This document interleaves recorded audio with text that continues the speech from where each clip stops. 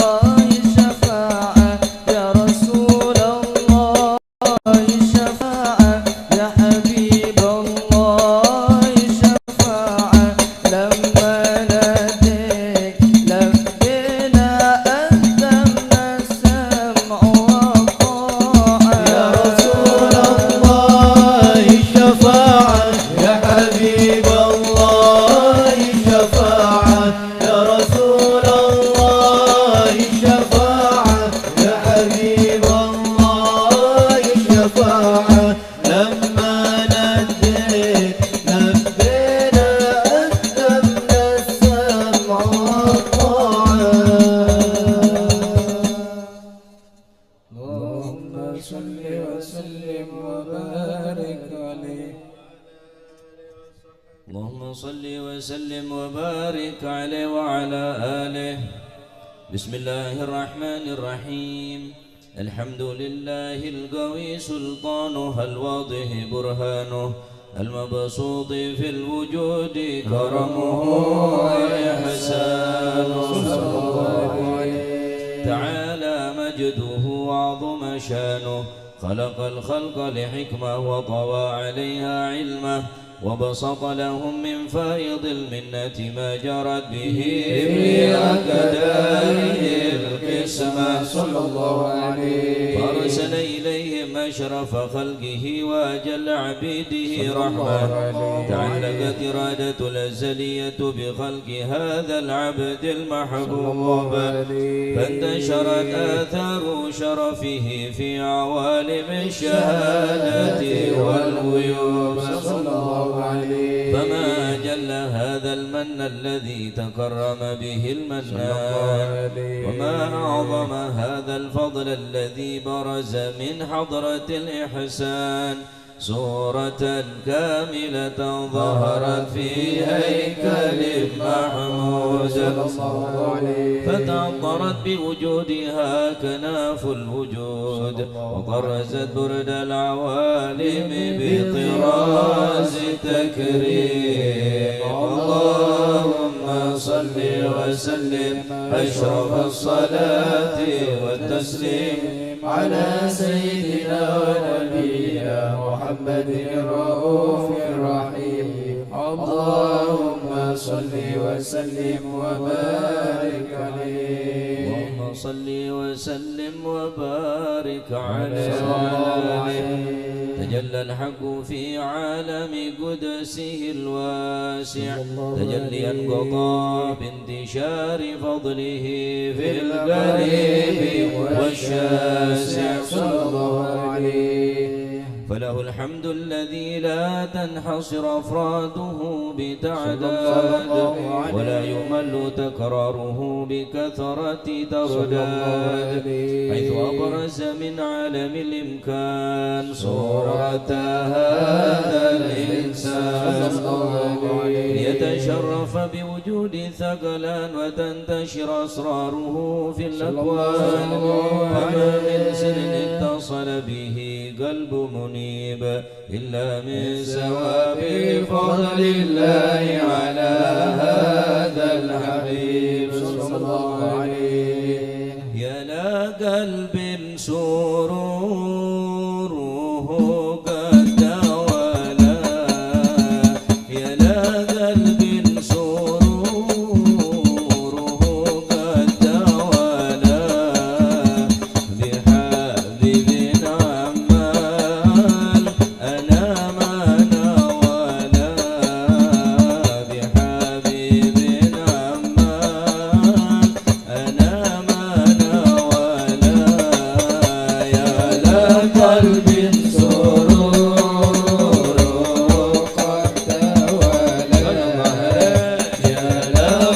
قلب سروره قد تولى في حبيب عما أنا ما ناولا في حبيب عما أنا ما ناولا كلا من شرف الوجود بنوره غمر الكون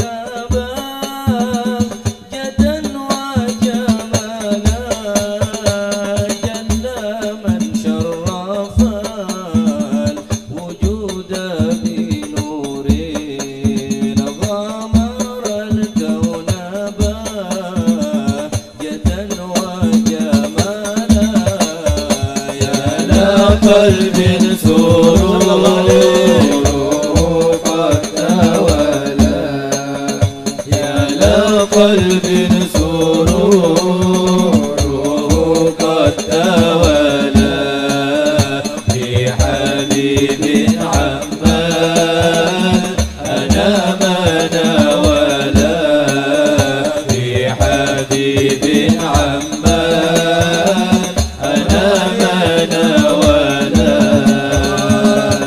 ترك في الحسن أعلى مقامي وتناهى في مجده وتعالى ترك في الحسن أعلى مقامي وتناهى في مجده وتعالى يا قلب سروره قد تولى يا لقلب سروره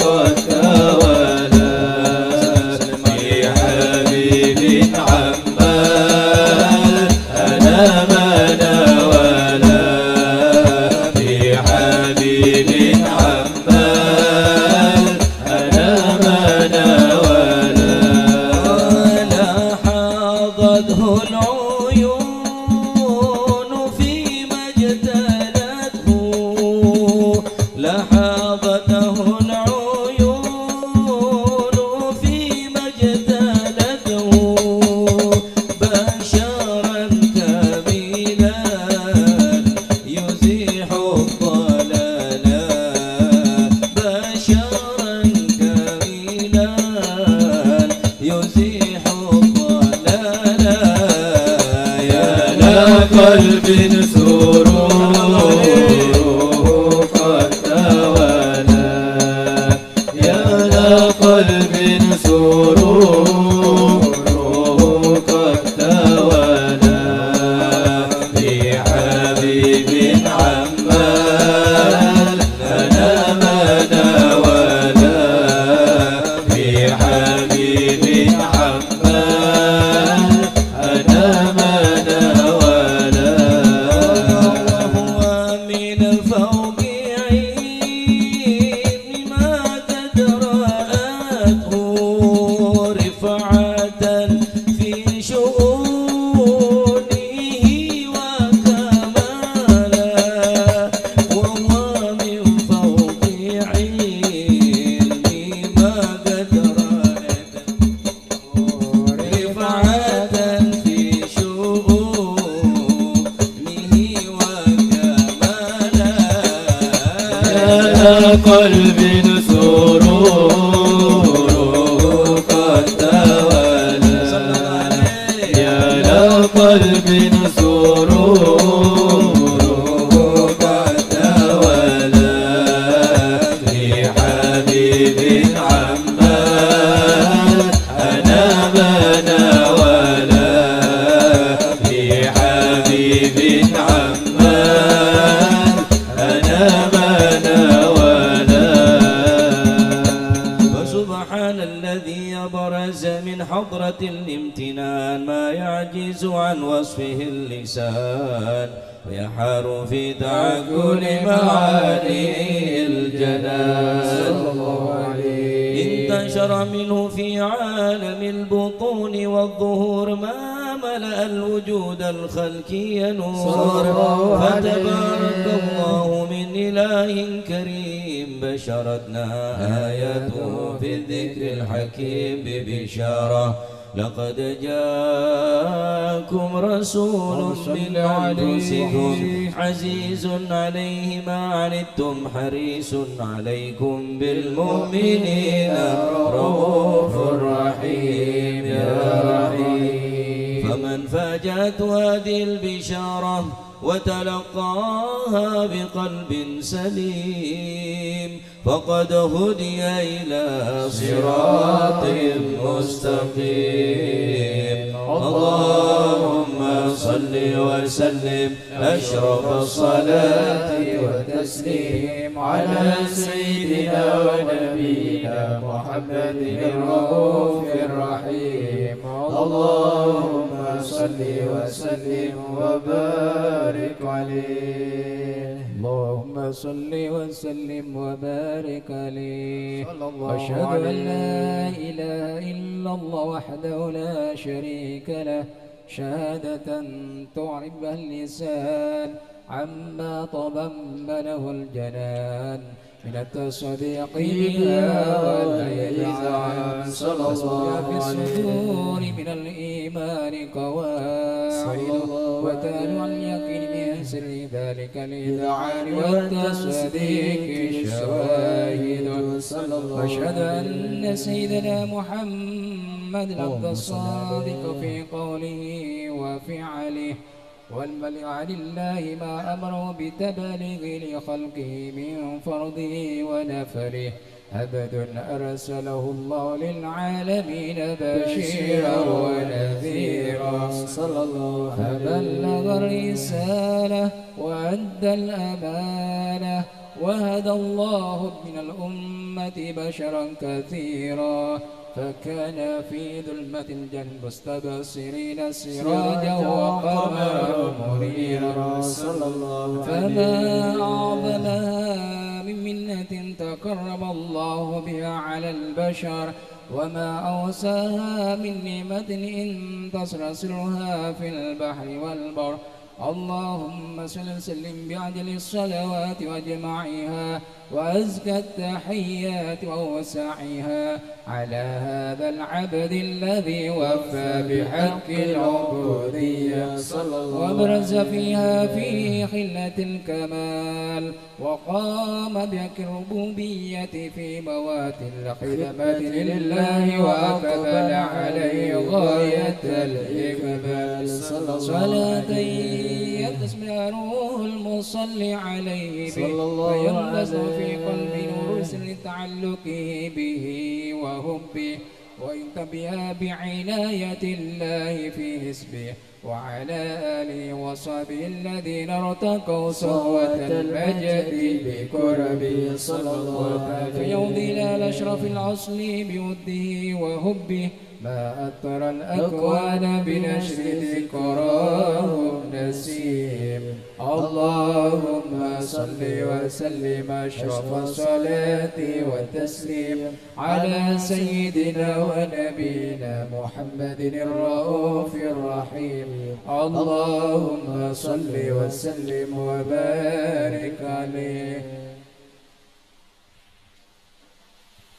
اللهم صل وسلم وبارك عليه وعلى آله صلى الله عليه أما بعد فلما تعلقت إرادة الله بالعلم القديم بذور أسرار التخصيص للبشر الكريم بالتقديم والتكريم صلى الله عليه لقدت القدرة الباهرة بالنعمة الواسعة والمنة الغامرة فغاب عليه في العالم المدرك الكبير عن جهل مشهود بالعين هاولني وصف الكمال المطلق والحسن التام والزين صلى الله عليه. فنقل ذلك الجمال الميمون في الله الكريم والبطون صلى الله عليه. فما يصب بالضم إلا وتمت عليه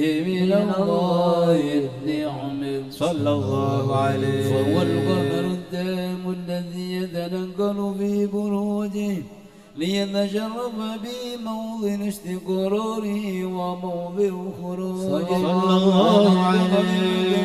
الأزلية بما قضت وأظهرت من سر هذا النور ما أظهرت وخصصت به من خصصت صلى الله عليه. فكان مستقره في الأسلاب الفاخرة والأرحام الشريفة الظاهرة حتى برز في عالم الشهادة بشرا لا كالبشر صلى الله عليه. ونورا حير الأفكار ظهوره وبان صلى الله عليه. من هذه الحروف بأن يركم في هذا القرطاس ما هو لديه من عجائب ذلك النور معروف صلى الله عليه. وإن كانت الألسن لتفي بعشر معشار أوصاف ذلك الموصوف صلى الله عليه. والسامعين من خواص وترويحا للمتعلقين بهذا النور المبين صلى الله عليه. وإلا فعنا ضارب الأكلام عن شؤون خير الأنام ولكن الزليل تذوين ما حفظته من سير أشرف المخلوقين صلى الله وما عليه. أقربه الله به في مولده من الفضل الذي عم العالمين صلى الله عليه. وبقيت رايته في الكون منشورة على مر الأيام والشهور والسنين صلى الله عليه. حضرة كريمة ولعن عليه. تشوكي لسمع يوصافها العظيمة ولعل الله ينفع بالمتكلم والسامع ويدخلني في شفاعة هذا النبي الشافع ويتروحان بروح ذلك النعيم. اللهم صل وسلم أشرف الصلاة وتسليم على سيدنا ونبينا محمد الرؤوف الرحيم. اللهم صل وسلم وبارك عليه. صلاة الله وسلام على من أوحي القرآن. صلاة الله وسلام على من أوحي القرآن وأهل بيته الكرام وصحبه ذوي القرآن وأهل بيته الكرام وصحبه ذوي القرآن.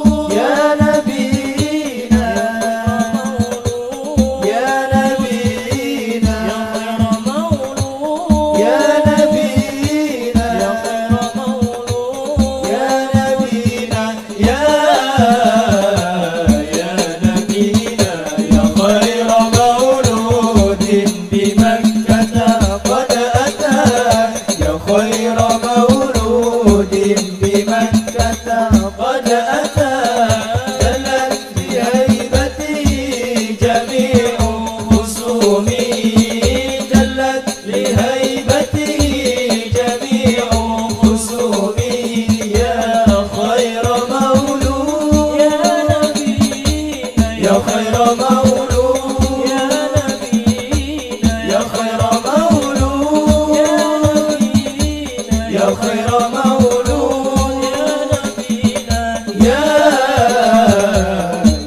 نبينا يا الركبان متى وصلت الباب أريحنا كالعيس وبشر والآم يا هادي الركبان متى وصلت الباب أريحنا كالعيس وبشر والآم يا هادي الركبان متى وصلت الباب أريحنا كالعيس وبشر والآم لكم سلام الله يهدي لروح الله لكم سلام الله يهدي لروح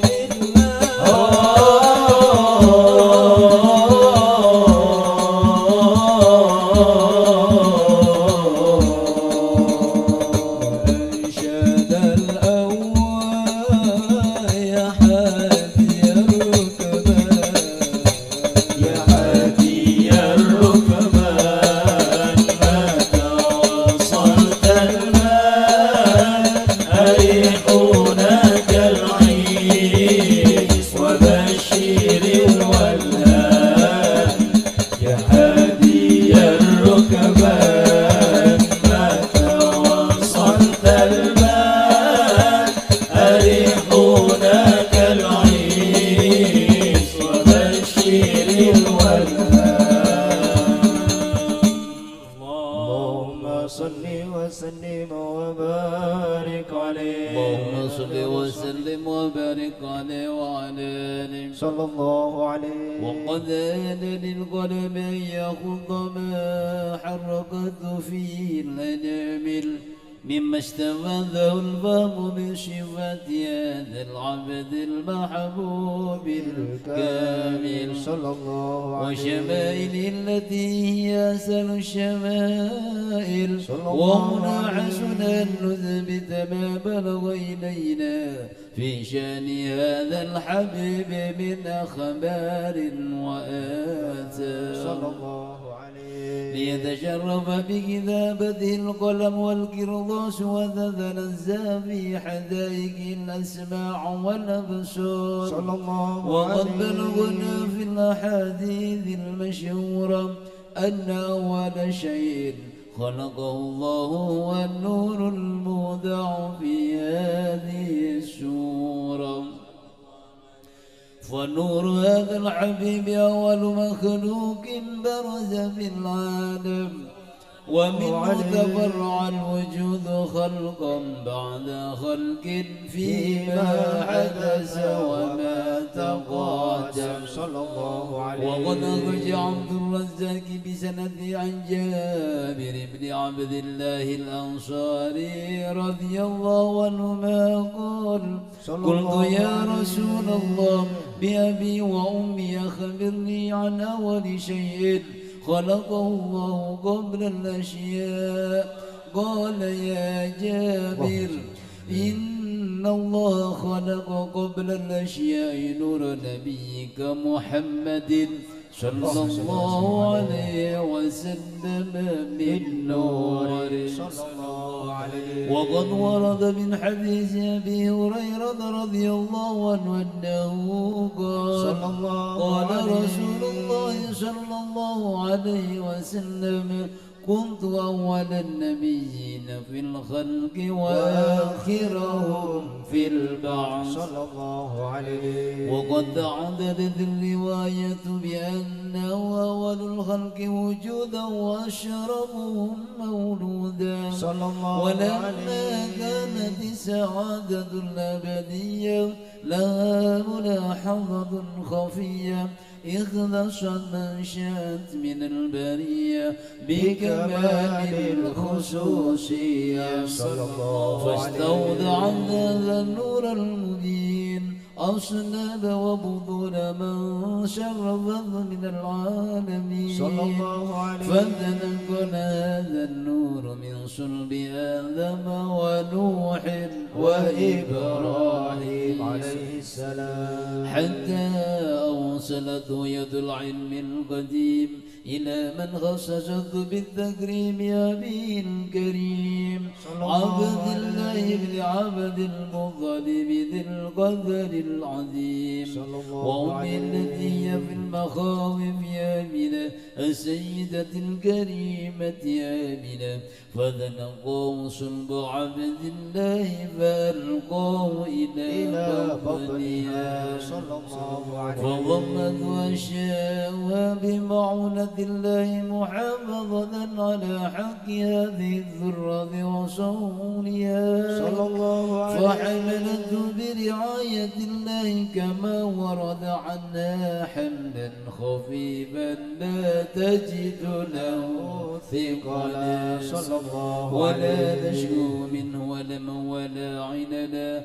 حتى مر الشهر بعد الشهر من حمله وغرب وقت بروزه إلى عالم الشهادة لتنبسط على أهل هذا العالم بيوضات فضله وتنتشر فيه آثار مجد الصميم اللهم صل وسلم أشرف الصلاة والتسليم على سيدنا ونبينا محمد الرؤوف الرحيم اللهم صل وسلم وبارك عليه. اللهم صل وسلم وبارك عليه آله وصحبه ومنذ علقت به هذه الدرة المكنونة صلى الله عليه والجوهرة المصونة والكون كله يصبح ويمسي في سرور وعدد صلى الله عليه بقرب ظهور إشراق هذا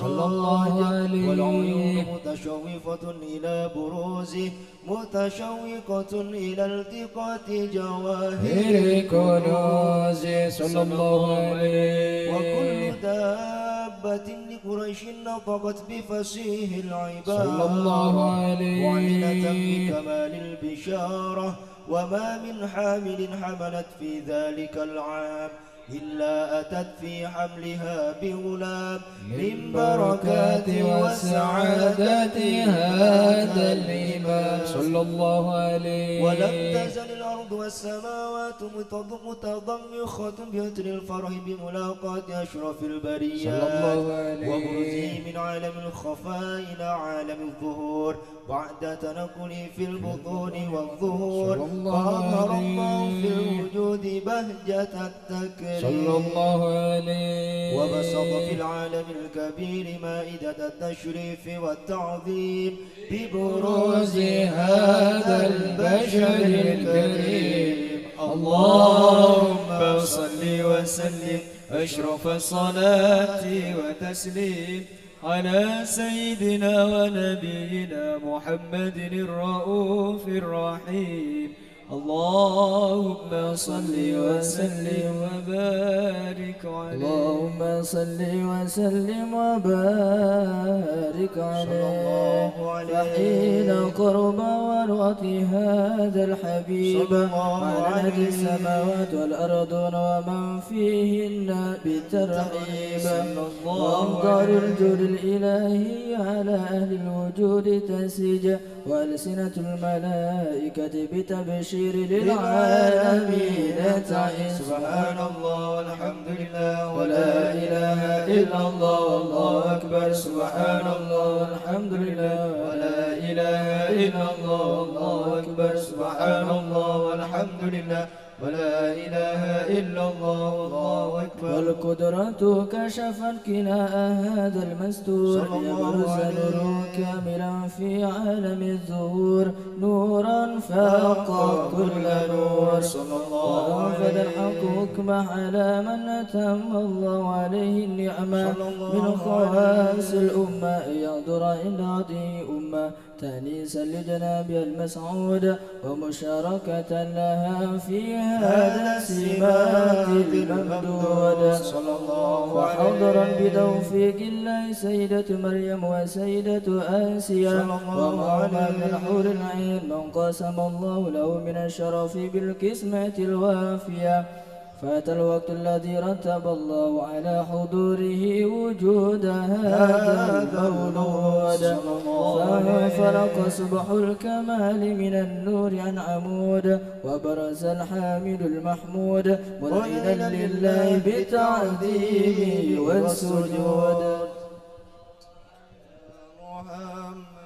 صلى الله عليه وسلم. صلى الله على محمد. صلى الله عليه وسلم. اللهم صل على محمد ومولانا محمد.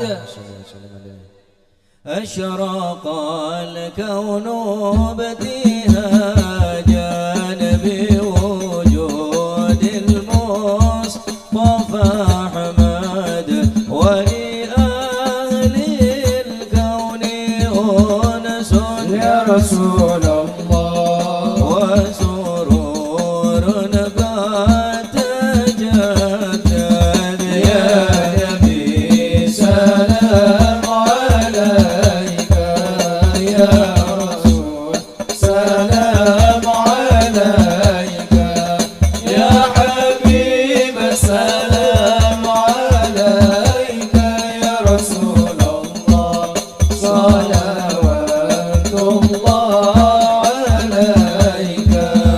فطابوا يا أهل المثاني فازاروا اليمن غرد واستضيئوا بجمال يا رسول الله بقى في الحسن تفرد.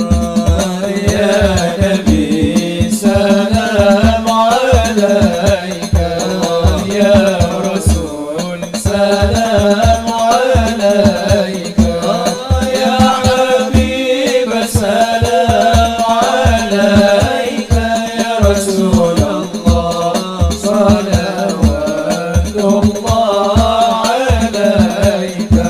لنا البشرى بسعد مستمر ليس ينفد حيث أوتينا عطاء جمع الفخر المؤبد.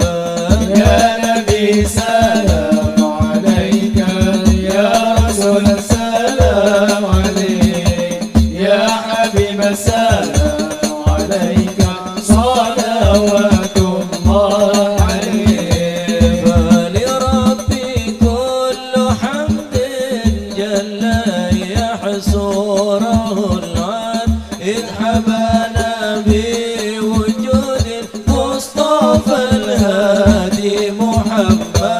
يا نبي سلام عليك يا رسول سلام عليك يا حبيب سلام عليك صلوات الله عليك. يا رسول الله آلا بك إنا بك نسعد وبجاهه يا إلهي جد وبلغ كل ما قصد. طلع البدر علينا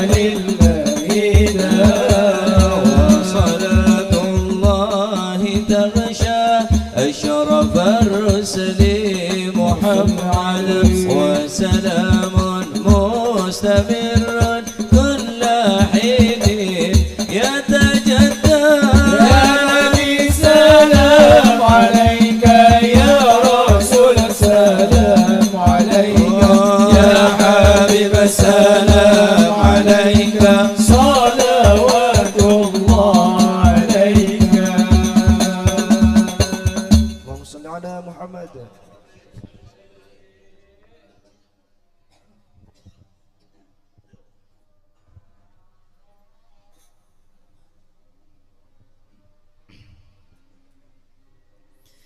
Bismillah, alhamdulillah, wassalatu wassalamu ala rasulillah Sayyidina wa maulana Muhammad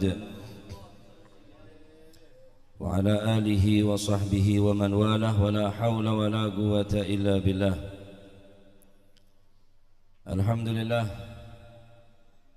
bersyukur kepada Allah subhanahu wa ta'ala, kita berada di bulan yang penuh dengan keberkahan insyaallah.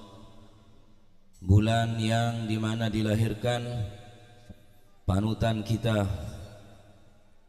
penyelamat kita, junjungan kita Nabi besar Muhammad sallallahu alaihi wasallam, dengan harapan mudah-mudahan bulan Maulid di tahun ini bukan bulan yang terakhir bagi kita, dipertemukan kembali di tahun-tahun berikutnya dalam keadaan yang lebih baik insyaallah. Amin Allahumma amin.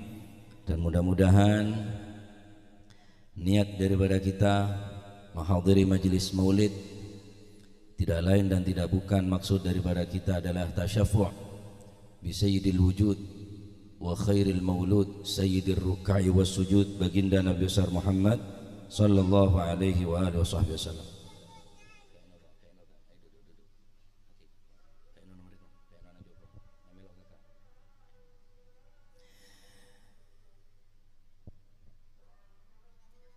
Dikatakan law anna akha Zulaikha ra'ayna jabinahu la atharna bil qat'il qulub 'ala al ayati. Kalau seandainya saudara-saudara daripada Zulaikha ra'ayna jabinahu, mereka tadi itu melihat kepada wajah Nabi besar Muhammad sallallahu alaihi wasallam, maka yang mereka akan potong bukan hanya jari jemari mereka. La atharna bil qat'il qulubi 'alal ayadi, maka niscaya mereka akan memotong-motong hati-hati daripada mereka. Ketampanan Nabi Yusuf menghipnotis daripada pemandangnya sehingga mereka tidak terasa mengiris daripada tangan-tangan mereka. Mahadha basyarah, Bani manusia ya, are malaikat ya. Begitu tampanan Nabi Yusuf sampai-sampai orang-orang sekitar Siti Zulaikha sepenasaran enggak siapa Yusuf ya. Sampai-sampai Zulaikha jatuh cinta dengan Nabi Yusuf. Maka ketika dinampakkan wajah daripada Nabi Yusuf alaihi salam, maka mereka tidak terasa sama sekali dari nikmat memandang wajah Nabi Yusuf sehingga tanah ngasih ya ketok benih apel saya ketok.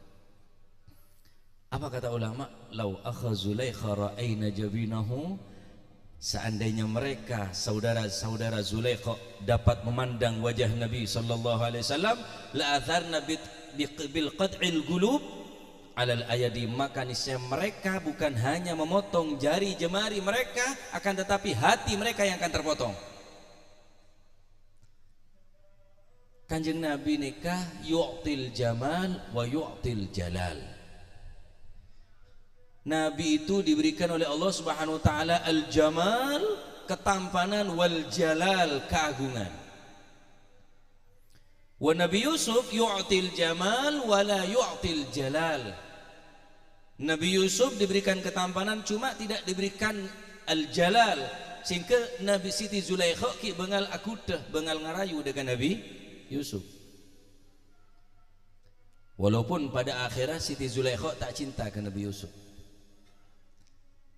Nabi Yusuf bertanya, wahai Zulaikha, dahulu engkau mengejar-ngejarku, dahulu engkau selalu menginginkan kecintaanku, tapi setelah engkau raih semua tadi itu, justru engkau campakkan aku, kata Nabi Yusuf. Apakah ada orang selebih engkau cintai, wahai Zulaikha? Maka Sayyidatuna Zulaikha jawab ke Nabi Yusuf, dahulu aku mencintaimu dan mengejarmu karena aku belum kenal kepada Tuhanku.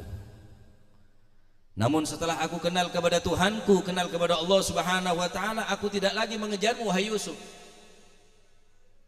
Nabi Yusuf benih pekel justru semakin bangga dekat Siti Zulaikha karena cintana ampun menyatu dekat Allah Subhanahu wa ta'ala. Tapi ketampanan Nabi Muhammad sallallahu alaihi wasallam, tidak satupun manusia daripada perempuan yang berani merayu daripada Nabi Muhammad sallallahu alaihi wasallam. Ada sebengal sing ke para sahabat dari haibana kanjeng Nabi, sifat jalalah Gusti kanjeng Nabi sallallahu alaihi wasallam, sehingga beliau ketika di hadapan kanjeng Nabi bagaikan patung-patung di hadapan Nabi. Andai kata ada burung-burung yang berteberangan di atas kepala daripada para sahabat, maka niscaya manuk ini tak bekal buruh karena dari anteng, dari serius ya dan kanjeng Nabi, sehingga saumpama manuk ini kealebun ning cetak ke para sahabat. Jadi bagaimana haibah, keagungan, jalal daripada Gusti kanjeng Nabi Muhammad sallallahu alaihi wasallam. Kalau kita mau sifatkan sifat Nabi sampai kering aing seberning tase, sampai gundul kaju-kajuan sedang atas bumi, la nafidal bahru qabla an tanfada kalimatu rabbi walau ji'na bimithlihi madada. Aing tase sampai asad dukaleh, tumbuh-tumbuhan tombu dukaleh, sampai asad beberapa kali, sekalipun beberapa kali asad untuk mencatat keagungan Nabi Muhammad SAW, sampai gondol kajuan segawe pulpen, niscaya tidak akan pernah mampu. La ya'rifu qadra Muhammad illa Rabbu Muhammad. Tidak ada yang mengetahui persis betapa agungnya daripada Rasulullah SAW illa Rabbu Muhammad, kecuali Gusti Allah Subhanahu wa ta'ala. Tentunya saya menciptakan Gusti kanjeng Nabi Muhammad sallallahu alaihi wasallam. Oleh karena itu para hadirin ikhwani rahimakumullah, semua hari-hari akan menjadi mulia karena Nabi Muhammad. Bulan dan tahun akan menjadi terang benerangan dengan berkah Nabi Muhammad sallallahu alaihi wasallam. Bika qad safat min dahrina al-ayyamu wa tashar wa ashraqatil wujudu bi'abi wujudika al-awamu. Bika qad safat min dahrina al-ayyamu wa tasharrafat biwujudika al-awamu. ولك المحامد كلها أوتيتها فاطرب فقد نشرت لك الأعوام. أوتيت من فضل المهيمن منحة ما تستطيع تخطها الأقلام. Pena-pena, tinta-tinta yang engkau akan mencatat untuk keagungan Nabi, al-aglam, pulpen-pulpenmu sampai cotot kabeh pulpen, tak mungkin bisa mencatat keagungan Nabi. Bika qad safat, denganmu wahai Rasulullah, safat akan menjadi murni min dahrinal ayyamu, hari-hariku, bulan-bulanku, masa-masaku, tahun-tahunku, wa tasharrafat biwujudikal a'wamu, menjadi mulia kabeh menika karena sebab wujud Gusti kanjeng Nabi Muhammad sallallahu alaihi wasallam. Masya Allah. Antal ladzi hustal jamal bi asrihi wa bi nurika wajhika yatmahillu dhalamu. Anta alladhi harannuha fi wasfihi wa bihusnihi gattahadil ahlamu. Antalladzi hustal jamala bi asrihi, engkaulah yang diberikan ketampanan oleh Allah Subhanahu wa taala, yang ketampanannya Nabi Yusuf saja separuh daripada manusia. Separuh daripada manusia ketampanan Nabi Yusuf iketibi. Separuh nakang kui separuh manusia, separuh iketibi Nabi Yusuf. Tapi ketampanan Nabi Muhammad sallallahu alaihi wasallam benih separuh. Manusia dari awal sampai akhir, manusia dari pojok timur sampai pojok barat, ufuk timur, ufuk barat, engkau kumpulkan jadi satu untuk menandingi satu ketampanan Nabi Muhammad sallallahu alaihi wasallam. Maka niscaya ketampanan tadi itu seluruh manusia dari awal sampai akhir tak seberempah. Jauh lebih ganteng, lebih tampan Gusti Kanjeng Nabi Muhammad sallallahu alaihi wasallam. Dengan wajah Nabi, wa binuri wajhika yatmahillu dhalamu, dengan wajahmu, dengan cahaya wajahmu. Berarti Kanjeng Nabi ini ke wajahnya mengeluarkan cahaya. Nah, Habib Ali Habsyi sadabu. Wa binurika wajhika yatmahillu dhalamu, dengan pancaran nur cahaya wajahmu semua kegelapan akan menjadi terang benderang. Hilang sirna kegelapan, baik kegelapan secara batin ataupun secara zahir, karena wajah Kanjeng Nabi bercahaya. Situng bekto Sayyidatina Aisyah nyai pakaian. Karena saat nikah tada penerang, jadi Siti Aisyah nyai gila dengan napa penuh hati-hati, jarum ni kegeger. Sehari kanan kiri ada budi tak temu. Subhanallah, Kanjeng Nabi Muhammad SAW masuk ke dalam Sayyidatuna Aisyah. Sekalanya kecerum sekene seasal tak temu. Barokah Kanjeng Nabi masuk ke dalam Siti Aisyah, akhirnya cerum mereka mempangki kelaban cahaya wajah Kanjeng Nabi sallallahu alaihi wasallam. Ya Rasulullah, wajah panjenengan memancarkan cahaya ya Rasulullah. Naam ya Aisyah, wailun liman lam yarani yaumal qiyamah. Celaka orang pagi mun tak ngetelak engkau ning dina kiamat wahai Aisyah. Wailun, celaka man lam yarani yaumal qiyamah, pagi ning dina kiamat mun tak bisa ngetelak tang wajah can Kanjeng Nabi. Man hum ya Rasulullah? Siapa mereka ya Rasulullah? Man idza dzukirtu indahu wa lam yusalli alayya, orang yang disebut namaku tapi orang tersebut tidak mau menyebut namaku, tidak berselawat kepadaku, itulah orang yang akan kelak di akhirat akan celaka. Allahumma shalli ala Muhammad. Benain mainan maulid ni kah? Cuma ibadah aki cuma ben seroben tiate ni kah? Sambian nikah memperingati kelahiran manusia, seandainya tak leraki ada sekabin alam semesta bahkan surga neraka. Sambian nikah mengadakan acara maulid memperingati lahiran manusia, andai kata Allah Subhanahu wa taala tak melahirkan sosok manusia situng nikah ada Al-Qur'an. Tahun yang cara ibadah, tahun yang cara salat, tahun yang cara haji, tahun yang cara zakat, tahun yang cara apa sebulan Ramadan. Maka hati-hati memperingati manusia, seampunlah kemuliaan jauh sebelum menciptakan Nabi Adam alaihissalam, ampunlah catat dengan Allah Subhanahu wa taala. Jauh sebelum Allah Subhanahu wa taala menciptakan Gusti Kanjeng Nabi, ampunlah ceritakin yang kitab-kitab sulum Al-Qur'an. Dan kadang orang maaf mengadakan acara-acara maulid seakan-akan karo kena-kena hati-hati. Cak bener kena-kena. Mun sampean tak bisa maulid tak sama maulotan. Tahu sama maulotan. Mun sampean tak bisa maulid secara baik, secara benar, mun sampean tak bisa neroh benin tuntunan para ulama salafun as-salihun. Tahu sangat lagi maulid. Karena adalah ibadah ta'abbud, ibadah ke Allah Subhanahu wa taala. La ya'rifu qadral maulud, la ya'rifu qadral maulid illa man 'arafa qadral maulud. Orang nikah tak mungkin memuliakan daripada bulan Maulid kecuali orang tadi itu mengerti keagungan orang yang lahir di bulan Maulid. Al-Maulud yakni bayi yang dilahirkan. Jawaban jawaban. Nikah Kanjeng Nabi Muhammad sallallahu alaihi wasallam.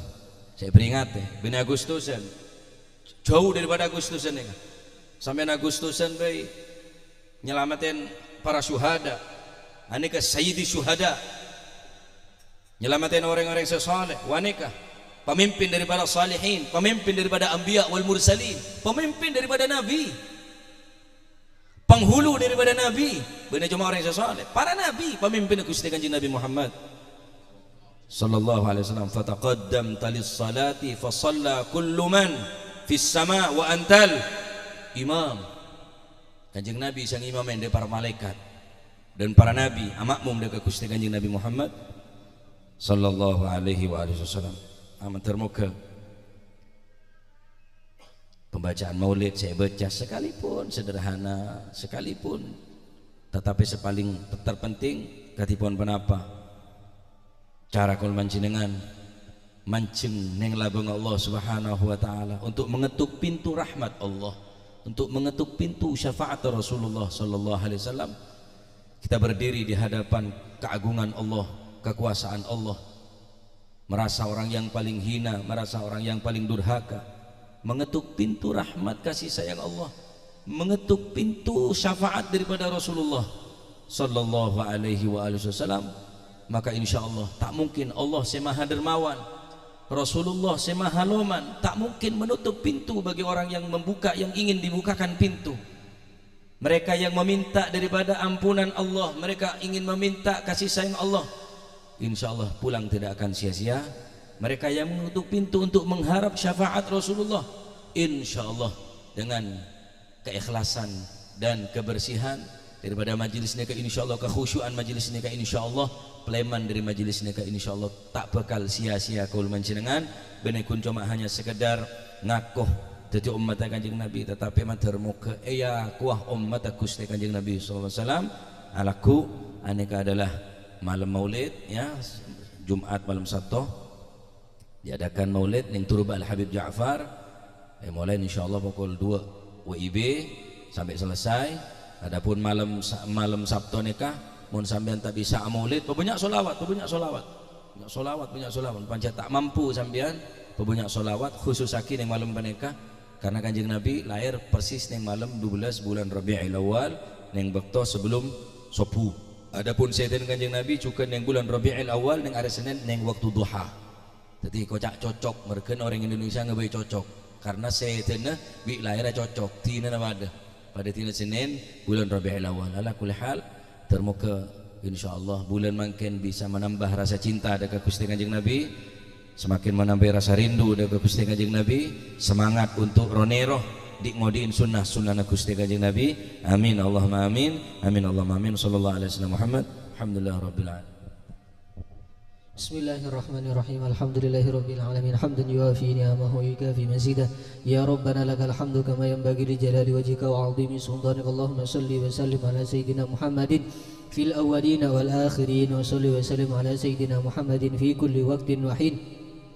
Wa salli wa sallim ala sayyidina Muhammadin fil mala'il a'la ila yaumiddin. Wa salli wa sallim ala sayyidina Muhammadin wa ala alihi wa sahbihi ajma'in. ولما نظم الفكر من دراري الأوصاف المحمدية وقودا توجهت إلى الله متوسلا بسيدي وحبيبي محمد صلى الله عليه وسلم أن يجعل سعي فيه مشكورا وفعلي فيه محمودا وأن يكتب عملي في الأعمال المقبولة وتوجهي في التوجهات الخالصة والصلات الموصولة. اللهم يا من إليه تتوجه الآمال فتعود ظافرة وعلى باب عزته تحد الرحال فتغشاها منه الفيوضات الغامرة. نتوجه إليك بأشرف الوسائل لديك سيد المرسلين عبدك الصادق الأمين سيدنا محمد الذي عمت رسالته العالمين أن تصلي وتسلم على تلك الذات الكاملة مستودع أمانتك وحفيظ سرك وحامل راية دعوتك الشاملة الأب الأكبر المحبوب لك والمخصص بالشرف الأفخر في كل موطن من مواطن الكرب ومظهر قاسم إمدادك في عبادك وساك كؤوس إرشادك لأهل ودادك سيد الكونين وأشرف الثقلين العبد المحبوب الخالص المخصوص منك بأجل الخصائص اللهم صل وسلم عليه وعلى آله وأصحابه وأهل حضرة اقترابه من أحبابه اللهم إنا نقدم إليك جاه هذا النبي الكريم ونتوسل إليك بشرف مقامه العظيم أن تلاحظنا في حركاتنا وسكناتنا بعين عنايتك وأن تحفظنا في جميع أدوارنا وتقلباتنا بجميل رعايتك وحصين وقايتك وأن تبلغنا من شرف القرب إليك وإلى هذا الحبيب غاية آمالنا وتتقبل منا ما تحركنا فيه من نياتنا وأعمالنا وتجعلنا في حضرة هذا الحبيب من الحاضرين وفي طرائق اتباعه من السالكين ولحقك وحقه من المؤدين ولعهدك من الحافظين اللهم إن لنا أطماعا في رحمتك الخاصة فلا تحرمنا ودنونا جميلة هي وسيلتنا إليك فلا تخيبنا آمنا بك وبرسولك وما جاء به من الدين وتوجهنا به إليك مستشفين أن تقابل المذنب منا بالغفران والمسيء بالإحسان والسائل بما سأل والمؤمل وأن تجعلنا ممن نصر هذا الحبيب ووازره وواله وظاهره وعم ببركته وشرف بجهته أولادنا ووالدينا وأهل قدرنا ووادينا وجميع المسلمين والمسلمات والمؤمنين والمؤمنات في جميع الجهات وأتم راية الدين القويم في جميع الأقدار منشورة ومعالم الإسلام والإيمان بأهلها معمورة معنى وسورة واكشف اللهم كربة المكروبين واقضي دين المدينين واغفر للمذنبين وتقبل توبة التائبين وانشر رحمتك على عبادك المؤمنين أجمعين واكفي شر المعتدين والظالمين وابسط العدل بولاد الحق في جميع النواحي والأقدار وأيدهم بتأييد من عندك ونصر على المعاندين من المنافقين والكفار واجعلنا يا رب في الحصن الحصين من جميع البلايا واجعلنا يا رب في الحصن الحصين من جميع البلايا واجعلنا يا رب في الحصن الحصين من جميع البلايا وفي الحرز المكين من الذنوب والخطايا وأدمنا في العمل بطاعتك والصدق في خدمتك قائمين وإذا توفيتنا فتوفنا مسلمين مؤمنين واختم لنا منك بخير أجمعين وصل وسلم على هذا الحبيب المحبوب للأجسام والأرواح والقلوب وعلى آله وصحبه ومن إليه منسوب وآخر دعوانا أن الحمد لله رب العالمين سبحان ربك رب العزة عما يصفون وسلام على المرسلين